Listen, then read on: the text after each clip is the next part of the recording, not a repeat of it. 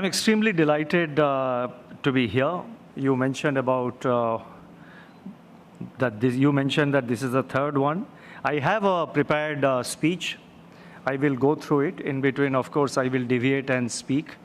And looking forward to the fireside chat and the questions from the FE team, as well as from the audience, if there are any.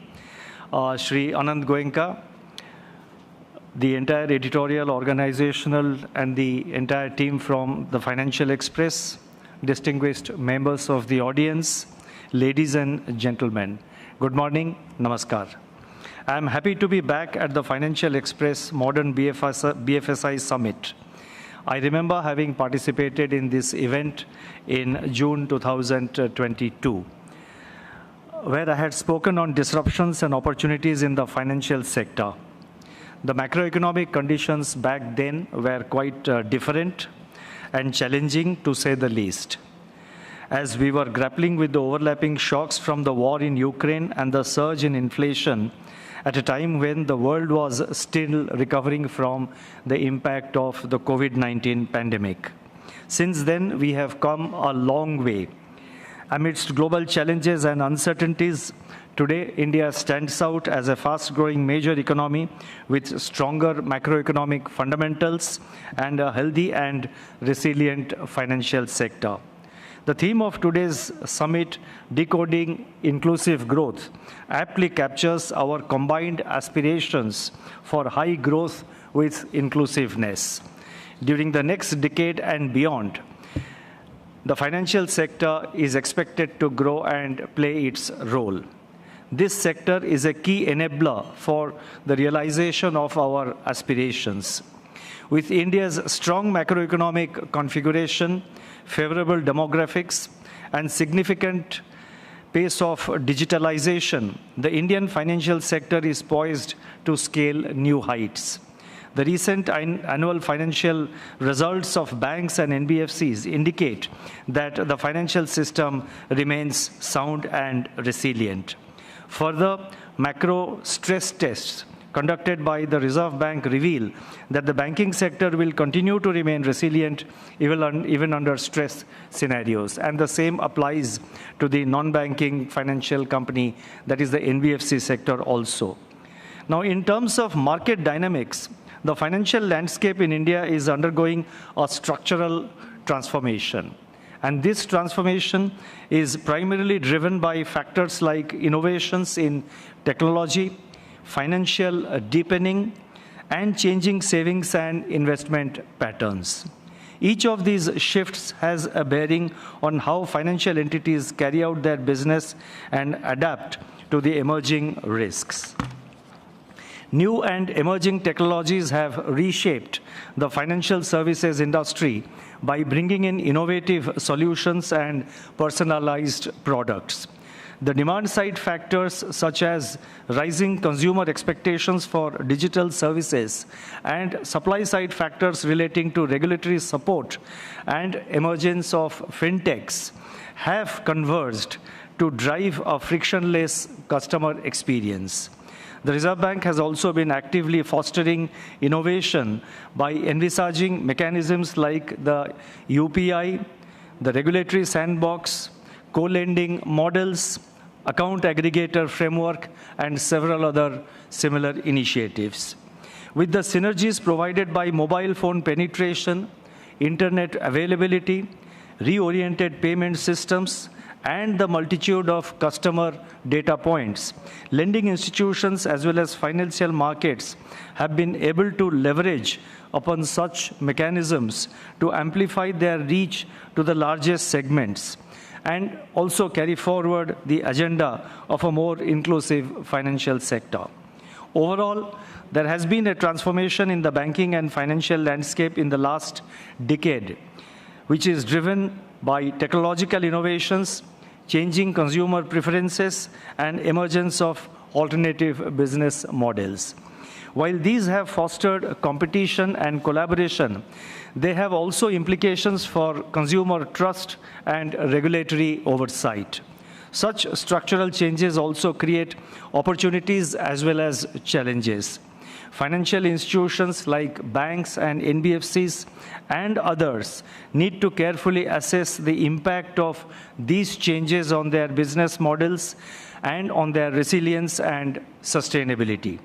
As Walter Wegehart said, adventure is the life of commerce, but caution is the life of banking. I repeat, adventure is the life of commerce, but caution is the life of banking. These words are relevant even today. As I have stressed in various fora, good times often sow the seeds of complacency and vulnerability. In my address today, I would like to present my perspective on some of the contemporary issues and emerging risks that banks and other financial entities need to address in today's context. There are 9 specific issues which I would like to highlight. The first one relates to loan and deposit growth. Let me first upon the current divergence between loan and deposit growth rates. It goes without saying that there will always be some gap between the two. But credit growth should not run ahead of deposit growth by miles. More so when banks are required to maintain CRR, SLR, LCR, etc.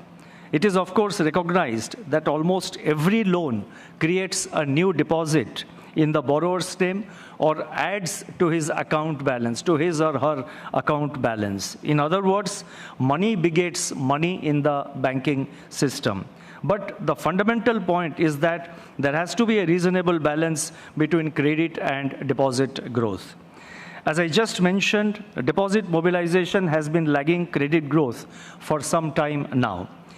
This may potentially expose the system to structural liquidity issues. While there could be a debate regarding deposit funding loans vis-à-vis loans funding deposits, the current regulatory concern stems from the fact that there could be structural changes happening which banks and NBFCs and other lenders need to recognize and accordingly devise their strategies. Household and consumers who traditionally leaned on banks for parking or investing their savings are increasingly turning to capital markets and other financial intermediaries. While bank deposits continue to remain dominant as a percentage of financial assets owned by the households, their share has been declining, with households increasingly allocating their savings to mutual funds, insurance funds, and pension funds.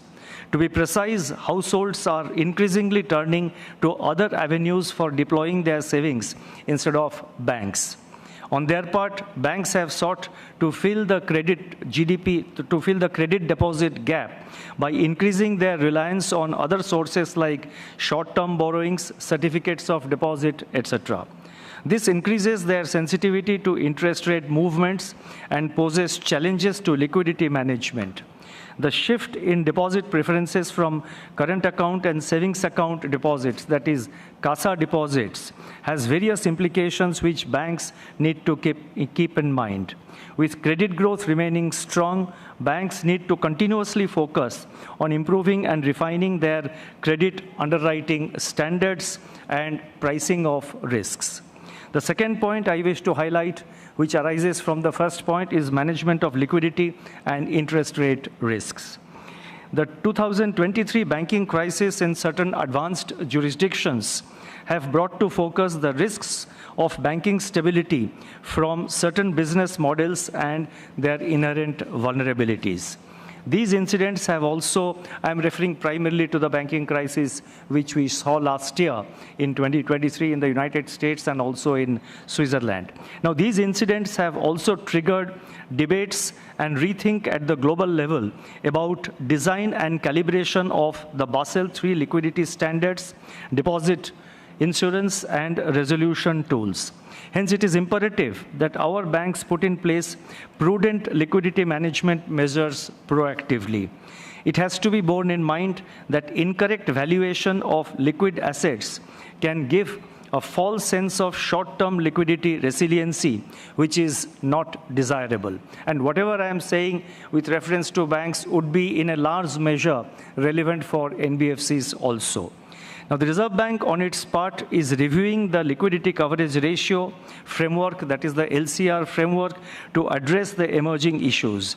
This will be done after detailed public and stakeholder consultations. We will be putting in place a discussion paper or a draft circular and inviting your comments and comments of all stakeholders before taking a decision. In fact, that is the consultative approach which we have adopted in our regulatory actions in the recent years. In the latest annual report for the financial year 23-24, which we published in the month of May, there is a separate box item, and in the annex it has been listed, we have listed out the number of regulatory measures which were taken by the Reserve Bank and which were preceded by consultation with stakeholders. Interest rate risk is inherent to the business of banking. It goes without saying. Last year's banking crisis in certain countries, as I have said, have also shown the importance of managing interest rate risk in the banking book. The books of banks are highly sensitive to interest rate fluctuations. It goes without saying that banks need to manage their interest rate risk exposures using processes and symptoms commensurate with their business models, risk profile, earnings and capital levels, complexity and scope of their operations. The third point I wish to highlight relates to cybersecurity and IT-related risks. In an era of increasing technological footprint and rapid digitalization, it is critical that due emphasis is placed on managing cybersecurity and IT risks. Globally, there are growing incidences of cyber attacks on the IT systems of banks and other financial institutions. This necessitates high level of vigil and strengthening of the IT systems by banks, NBFCs, and other financial institutions. The Reserve Bank's supervisory assessments continue to stress on the importance of improving information technology governance arrangements, making the technology systems, processes, and infrastructure more resilient, and mitigating the third-party risks. Banks and other financial entities need to continuously invest in technology while also developing the right kind of capabilities to successfully tackle these challenges. In fact, one can even go to the extent of saying that going forward in a few years, the convergence between technology and on one side and the banks and NBFCs on the other hand, there will be greater convergence, and banks and NBFCs, to remain competitive, have to adopt technology, have to invest not only in technology infrastructure, but also invest in building up internal human skills and capabilities. The fourth point I wish to highlight relates to digital frauds. Another area of concern is the rise in digital frauds. Though many of such frauds are due to various social engineering attacks on customers, there is also a rapid increase in use of mule bank accounts to perpetrate such frauds. This exposes the bank not only to serious financial and operational risk, but also to reputational risks. Banks therefore need to strengthen their customer onboarding and transaction monitoring systems to monitor unscrupulous activities, including suspicious and unusual transactions. In fact, this is a point which we specifically discussed with the bank CEOs in the first week of this month, when we had interaction with the CEOs of both public and private sector banks. And it is necessary to monitor the transactions are being undertaken in various accounts.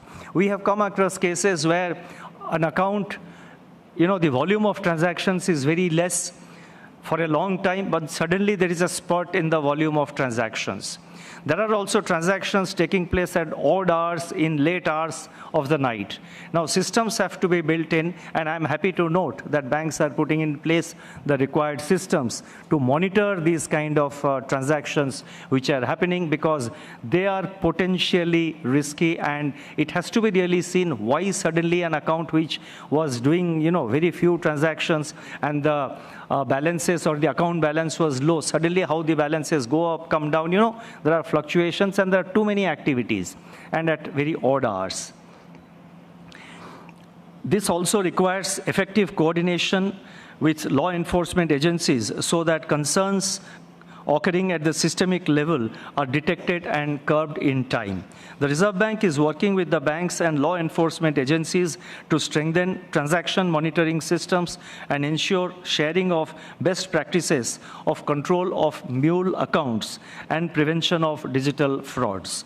I would again impress upon banks as well as NBFCs and other financial institutions to ensure that necessary measures are taken, including for customer education and awareness to maintain public confidence in the use of digital banking, in the use of technology in our financial sector.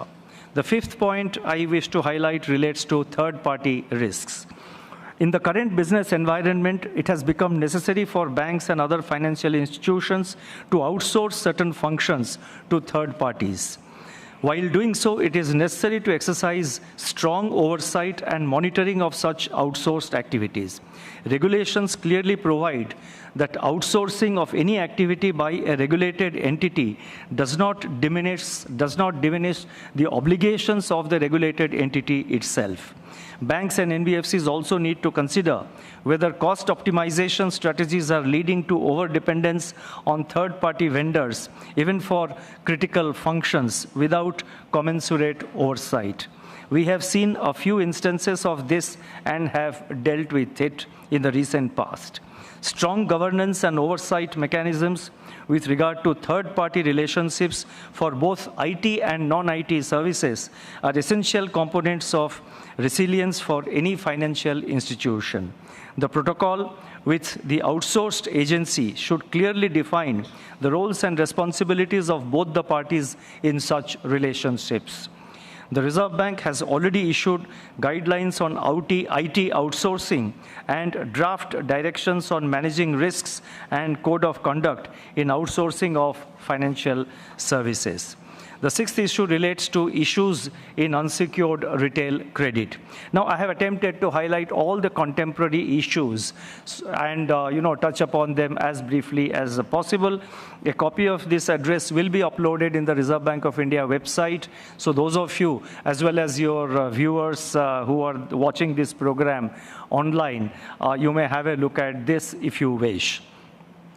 Now, with regard to unsecured credit, I would like to say that the rise in the share of retail portfolio within the overall bank credit is a recent system-wide trend.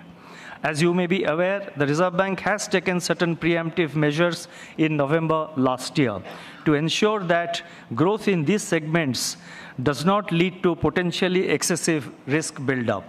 These measures appear to have led to a certain degree of moderation in the targeted segments, as observed in our recent financial stability report. It needs to be emphasized that the delinquency levels and leverage in small-ticket consumer loans warrant enhanced vigil.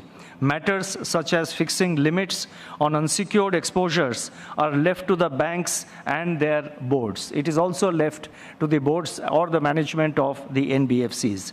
It has, however, been observed by our supervisory teams that in some entities, it is noticed that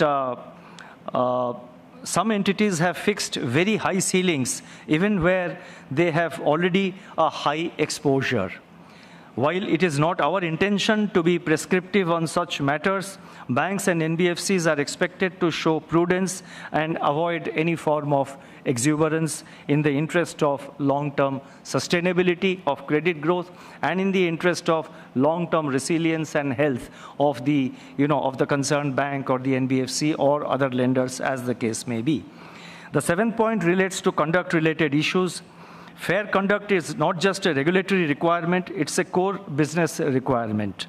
I'm emphasizing on this issue because conduct risks may arise when the going is good, as it prevails now. Conduct risk needs to be seen together with risk culture, Fair conduct and practices foster consumer confidence and public trust in financial institutions, and they also strengthen their resilience and stability. The Reserve Bank has issued regulations from time to time to ensure fair and reasonable conduct by the regulated entities. In the recent past, guidelines have been issued on key fact statement. You would be aware that every loan we have mandated should be accompanied by a key fact statement which captures, broadly the significant material aspects of the loan, including in particular the annualized rate of interest. So guidelines have been issued on key fact statement, on penal charges in loan accounts, on reset of floating interest rate in EMI-based personal loans, and release of movable or immovable property documents on repayment or settlement of loan accounts. We still come across instances of regulatory entities resorting to high-handed recovery practices, framing non-transparent loan contracts with inadequate disclosures of important terms of non-disclosure of charges, levying excessive interest rates, especially in microfinance loans. Now, let me say that what I am pointing out, I would like to emphasize that what I am pointing out are cases are outliers. Overall, I can assure you, and I would like to emphasize and stress that overall, our financial sector, consisting of banks, NBFCs, and other entities, overall, they remain robust. Overall, there has been considerable improvement in governance, in risk management, in compliance, or in discharge of assurance functions in all these financial entities in the recent years. But we still see outliers here and there, which has to be, and in those entities, it is our endeavor to see that, compliance is ensured, there is better risk management, and there is, improvement in their governance. So overall, it should not be assumed that there is a big problem. Overall, the system remains very stable and healthy, but there are outliers, and what I am addressing is those, few cases which are outliers, which have a potential to sort of, spill over to other entities also. Now, critical issues relating to conduct sometimes get sidestepped in the pursuit of short-term gains. For instance, charging of very high interest rates by certain regulated entities, especially for microfinance loans, is not in order. I would like to reiterate what I said in my monetary policy statement on June 7. That is, regulated entities should use their regulatory freedom responsibly to maintain fair and transparent pricing of small value loans. Unfair or usurious practices under microfinance loans would compel us to have a relook at the revised regulatory framework for microfinance loans, which were issued in March 2022. The eighth point relates to transition financing. Climate change poses a growing threat to economic growth, and it needs immediate and sustained action on all fronts. Recent extreme weather events globally and also in India, such as heat waves, droughts, floods, and wildfires, are stark reminders that we have to take decisive actions. The Reserve Bank has initiated steps to address the risks posed by climate change to the financial system. Since we commenced this journey, several initiatives have been undertaken, which inter alia include issuance of framework for sovereign green bonds, acceptance of green deposits, and issuance of draft disclosure framework for climate-related financial risks. Going forward, our overarching approach would be to consider sustainability aspects as a focal point of the entire credit ecosystem. The onus of spearheading sustainability initiatives will, however, reside with regulated entities eventually.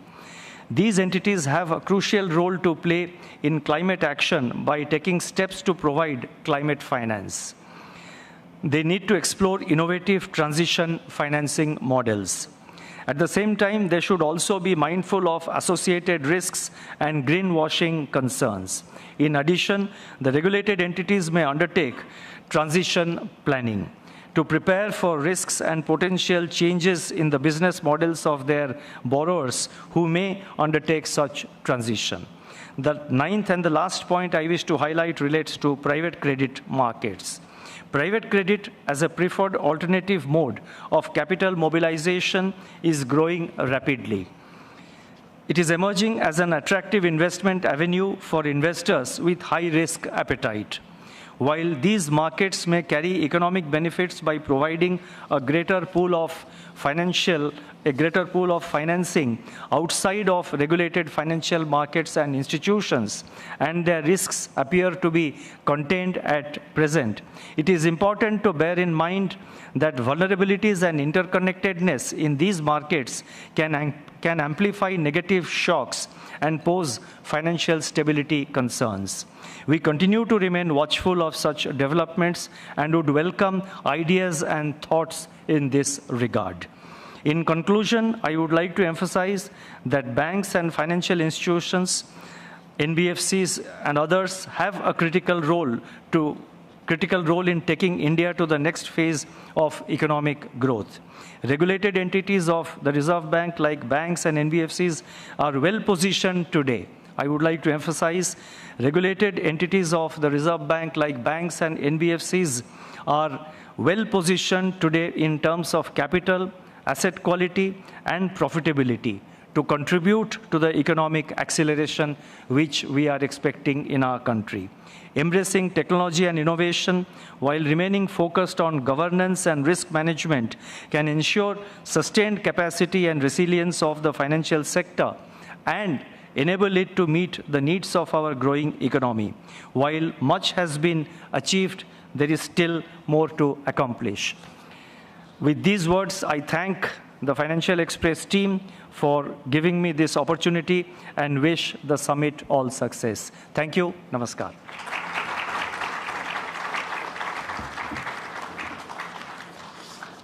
So we appreciate your profound perspectives on the future of India's economy and the financial sector. May I invite Mr. Shamal Majumdar, the editor of Financial Express, to join us for a fireside chat. Mr. Prakash, over to you.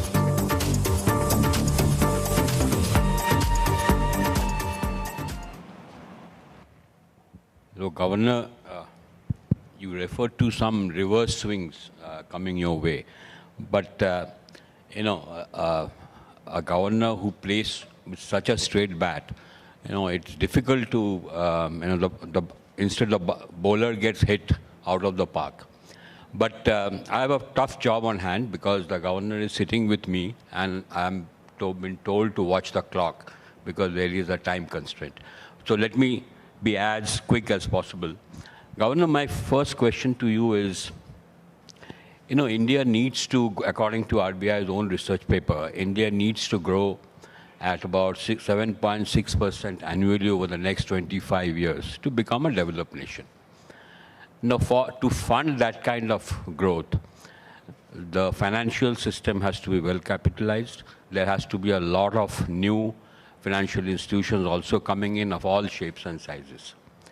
Given that background, is it time for the RBI to shed its hesitance, or I should say reluctance, to allow business houses, private equities, venture capital funds to have larger stakes in banking entities? Your views? You see, banks are different. We have articulated on this issue a number of times. Banks are different. They're different from other businesses.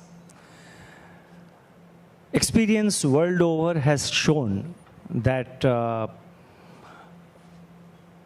real sector companies, when they enter the banking space, there are potential conflicts of interest, and also the issue relating to related party transactions also is a major issue.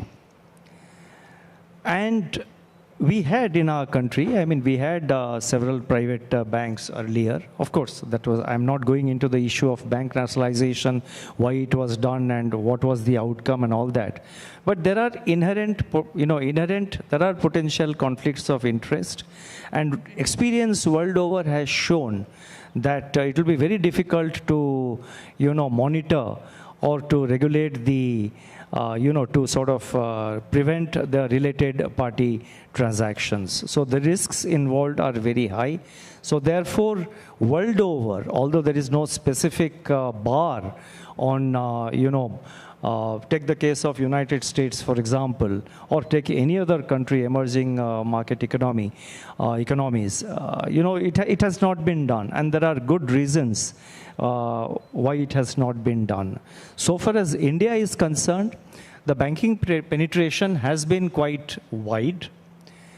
Today, the number of banks, the number of bank branches have become less relevant. I will not say irrelevant, but they have become less relevant. Because technology is achieving that for you. The reach is being achieved through technology. The reach, the customer reach and the reaching the far-flung areas is being achieved through technology. It is also being achieved through several new business models. Take, for example, the BC model, the banking correspondent model, or the handheld payment equipments which they carry. So therefore, it's what India needs is not proliferation in the number of banks. What India needs is sound banks, healthy banks, well-governed banks, which we feel will be able to mobilize savings throughout the country through technology, which will also be able to meet the credit requirements throughout the country through technology. And you have new players, especially in the NBFC sector, who are entirely, digital lenders, for which the Reserve Bank has come out with detailed guidelines. Having said that, I would like to say that we are open to receiving new applications for setting up universal banks, and as and when an appropriate fit and proper application comes, the Reserve Bank will not hesitate. I'm not implying for a moment that the today's number of banks is enough and no more license will be granted. That's not by any stretch. I'm not suggesting that. All that I'm saying is that if applications are received, we will certainly examine and take a call. But at this point, your RBI is ruling out entry of business At this point, there is no thinking in that direction. Right. Your predecessor, Mr. Subbarao, in his book, both of you have worked both in the government as well as the RBI. Now, in his book, and I quote him, he says, there is little understanding and sensitivity within the government on the importance of central bank autonomy. He also wrote that he was invariably discomfited and annoyed by this demand that the RBI should be a cheerleader for the government. Now that you have spent 5.5 years most in RBI, the central bank governor, and especially it is important because you came in at a time when there was a huge tension between the two institutions. What has your experience been, and how do you respond to the fact that there is always this demand on the RBI that you be a cheerleader for the government? No, nobody expects RBI, at least I am saying from my experience, nobody expects RBI to be a cheerleader. I have had no such experience. And the coordination between the central bank, that is RBI, and the government during crisis times like the COVID were, I think, very smooth. And it was the coordination and cooperation between the fiscal and monetary authorities which ensured that our economy revived, and revived very fast and revived stronger in the aftermath of the COVID-19 pandemic. There have been differences of opinion, because differences between fiscal authorities and monetary authorities, between government and central banks, are inherent in the system. There are bound to be differences because it is inherent. But what we have done is to sort of discuss this directly between the government and the Reserve Bank, and whenever there are differences of opinion, they have been internally discussed and they have been resolved. Right. Now, on interest rates, the invariable question on interest rates, the minority view in MPC was that as interest rate trend downwards, the real repo rate goes up, so long as the RBI holds the line. Second, growth may be sacrificed on account of interest rates staying higher for longer. Then there is the Fed chairman saying the other day that he will not wait till inflation reaches the 2% level. we also heard a BIS official saying that while inflation target should be a guidance for central banks, it should not become an obsession. Now that you have already said repeatedly that you are focused on a 4% sustained inflation rate, but that is not visible at this point of time. So would you like, would RBI be open to reconsider its stance? You see, first thing I want to clarify is that BIS report, quoting a certain BIS official, he has been actually quoted out of context. When he said that, what was that sentence you said? That, while interest rate should be a target should be a guidance, it should not be an obsession. Yeah. He said it in a different context. I have read that full article. And he said it in a different context. What he meant is that just because you reach the inflation target, it doesn't mean that you start cutting rates. He was saying it from that perspective. So the first part of his sentence says that, the target is not very sacrosanct. It doesn't mean that once you, Yeah. So therefore, what he meant is that just because you reach the target, don't start cutting the rates.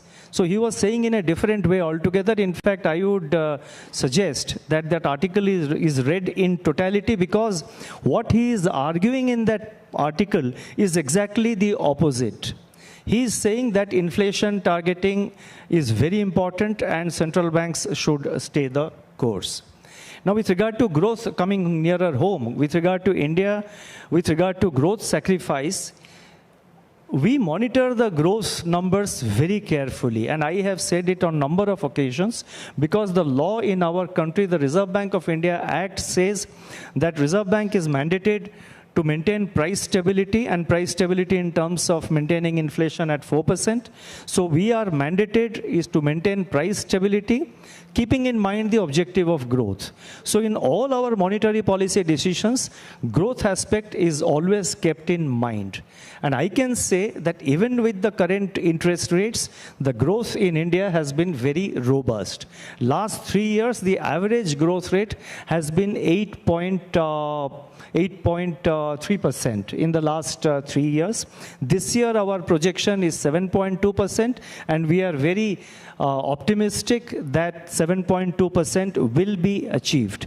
In fact, the nowcasting team of the Reserve Bank, and it has been published in the State of the Economy Bulletin article which we released yesterday, the nowcast team of the Reserve Bank believes that the first quarter growth, that is April to June growth, is 7.4%, although our internal, what MPC said was that it is 7.3%. And we see even today the growth momentum in the second quarter continues to be very strong. The fourth quarter of last year was 7.8%. The first quarter, the numbers will be released in the end of August. And end of August. So the first quarter of this year, the momentum of economic activity is strong, and we see clear evidence of that momentum being sustained in the second quarter also. So growth is holding steady. Now we have to therefore focus clearly and unambiguously on inflation. And this talk of, neutral rate, etc. In fact, another bulletin article by our researchers yesterday have shown that now that, that earlier neutral rate of 0.8 to 1% was immediately in the aftermath of the COVID pandemic, when potential growth was low. But now that the impact of COVID is well behind us, the potential growth is now gone up, and the neutral rate of interest is now pegged in the range of 1.5 to 1.9%. So even if you were to argue that the real rates are high, it's not so, because the real rates, the range is 1.4 to 1.9. And also the point is, I have said it again a few days ago, what is our target? Our target is inflation. And what are we supposed to keep in mind? We are supposed to keep in mind growth. We look at all aspects that are happening in the economy. We look at international developments. We also look at real interest rates. It's not as if we don't look at them. Finally, we take a call. The target is inflation. The target is not neutral rate of interest. So therefore, and neutral rate of interest, again, is subject to a lot of uncertainty. It depends on your assessment of potential growth versus my assessment of potential growth, or versus somebody else's assessment of potential growth. So target is inflation. Monetary policy has to be geared to achieve that, keeping in mind the objective of growth. Neutral rate, etc., are theoretical, abstract concepts that cannot determine policy in the real world. Governor, sorry for those long answers. No, it's perfect. There has been a series of actions against NBFCs, banks, and other institutions for non-compliance. Are you worried about this overall culture of non-compliance? Do you think too many institutions are taking unacceptable risks? No, let me emphasize, as I just did a little while ago, that it is not so. There are outliers. Totally, if you look at, we have 9,000, we have about 90 odd banks. We have about 1,400 odd urban cooperative banks. We have about 9,400 NBFCs. Now, all these are lenders. If you put together, it's about 11 or 12,000 banks and NBFCs and cooperative banks also. Out of that, we have taken action against maybe 4 or 5 or 6. And after 6 months or after 8 months, when there is compliance, we withdraw the business restrictions which we have imposed on them. So action has been taken only against about 5 or 6 or 7 entities out of this universe of 11,000 odd financial entities. So therefore, I think it's not correct. I think I want to dispel that sense that Reserve Bank is chasing and going all out to is on a we don't play a 20-20 game. I mean, we are there in Test cricket. We have to be steady in our approach. We engage with wherever, and these are outliers. Let me very clearly say, these are outliers, very few outliers. Whenever we see such problem, our first effort is to engage with them bilaterally. We engage for months and sometimes more than a year also. But where we see that the compliance is not happening, or the compliance is slow, or it is not adequate, there we have to impose business restrictions, because the idea is not to penalize them. The business restrictions are imposed in the interest of the customers. Because if the business grows, when there is an inherent problem, eventually the customer is put into difficulty. So all our actions have been taken in the best interest of customers' interest. So therefore, we take action after months or after more than 1 year of engagement with the entities wherever we take. And these are only very few cases. Overall, the system remains very resilient and very strong. Governor, the union budget is just about 3 days away now. Now, while the GDP grew at about 8%, over 8% actually in FY24, the domestic consumption growth is half of that, 4%. So what would you like to see the fiscal authorities do on that?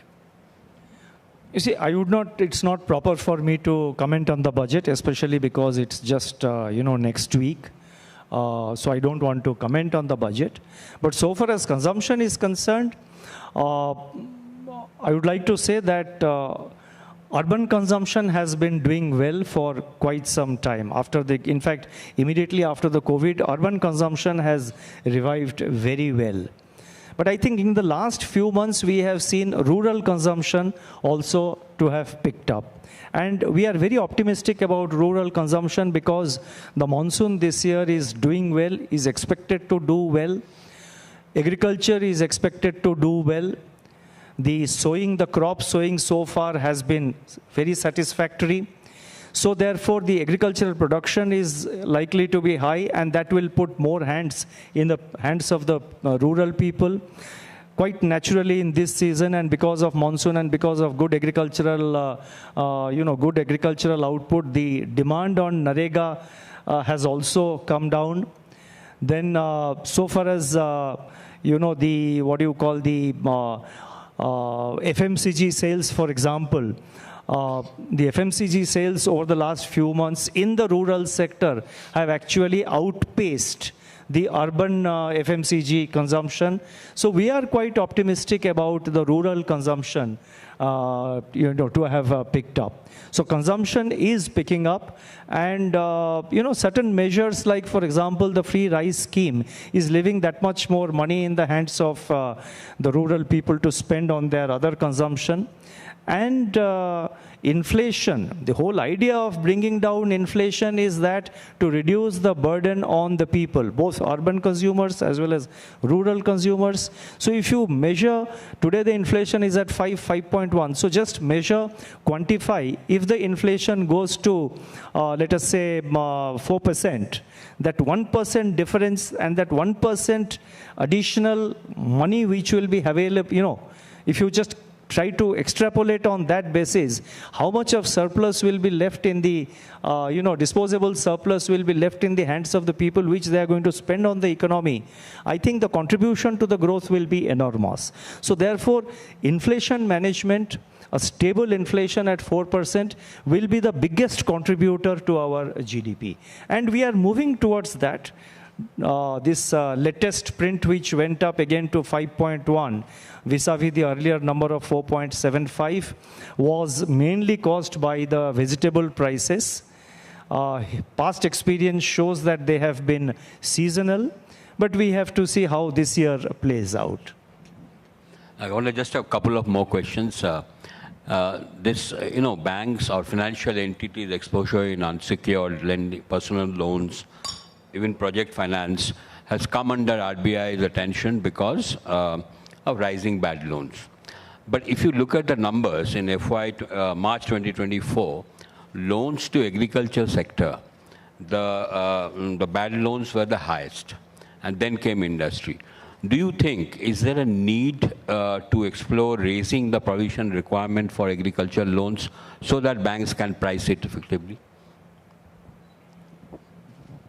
If I remember correctly, subject to correction, with regard to agricultural loans, the latest GNPA figures are about 6.5%.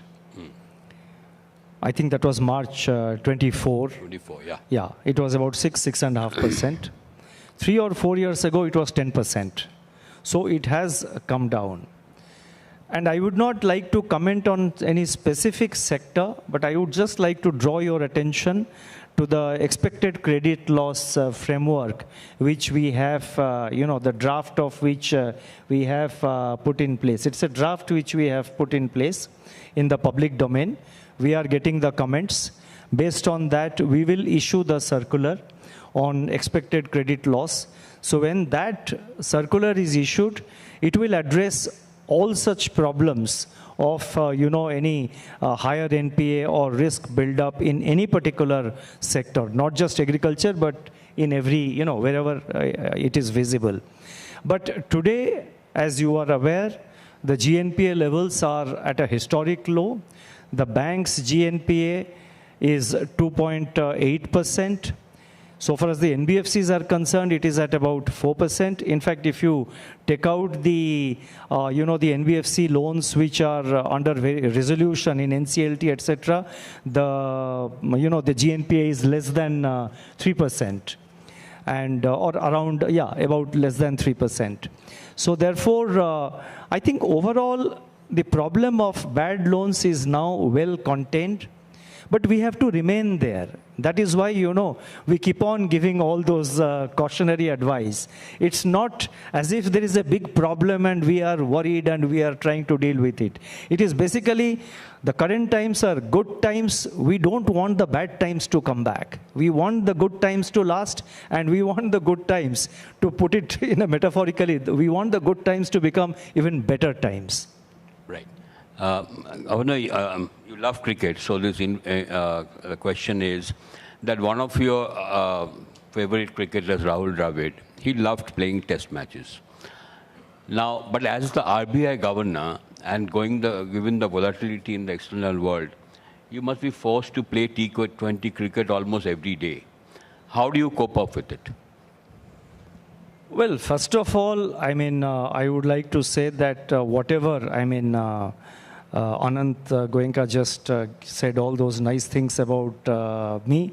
But whatever we have been able to do, I must say very clearly that it is the outcome of the effort of the entire team at the Reserve Bank, the entire team in the Reserve Bank of India. I cannot corner all the credit to myself. We have a good, robust team in the Reserve Bank. So it is the entire outcome of the entire teamwork. So modern times have become much more uncertain, much more, there are new challenges coming every day. And so therefore we have to deal with it. I think, I don't want to be philosophical, but I think the principle is to maintain your cool. And I think the word Captain Cool has been mentioned about Dhoni. Yeah. So the approach has to be a mix of Captain Cool, Dhoni, and Rahul Dravid's approach. But having said that, let me say that both the cricketers did not play to draw the game. They played to win the game, and I think both of them have won the game. So that's our commitment. That's our endeavor. Finally, Governor, your this term ends in December. I would want to say whether are you open to another stint as RBI Governor? I don't know, as December 10th is approaching, I think I'm increasingly confronted with this question. But honestly, I'm really focused on my current work. And I said it elsewhere also. I'm completely focused on my current work. And I don't think, anything outside that. So focus remains on the current work. And what will happen in the future, one has to deal with it as and when the situation arises. I mean, why do I sort of worry about that? Let me first focus on the ball which I am now playing. Yeah.